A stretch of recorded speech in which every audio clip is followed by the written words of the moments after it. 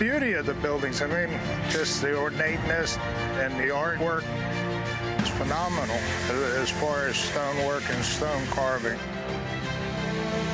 I think people see this building like a symbol. It shows what this nation is. Stone is chosen for monumental buildings because it has a long life, but nothing lasts forever.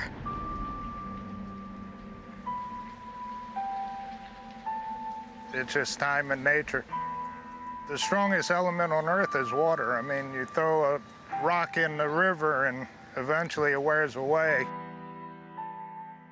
You can see what happens. It's quite soft. It's crumbling. You know, your stone is porous, so it will suck in water. The constant freezing and thawing process is quite detrimental.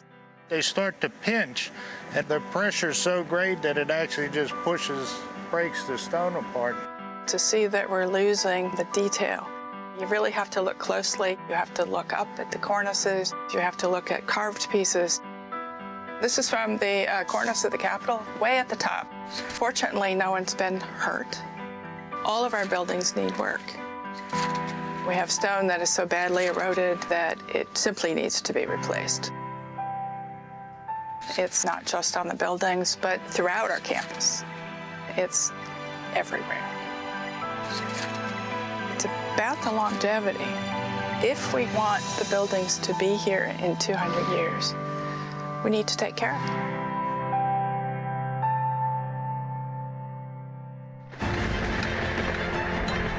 We have received funding for several projects. There will be scaffolding on a lot of buildings. We're using laser cleaning.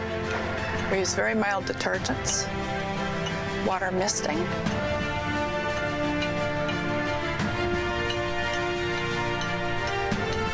What we're trying to preserve is the integrity of all of us as being strong people, just like our stone and our granite and our marble in our buildings.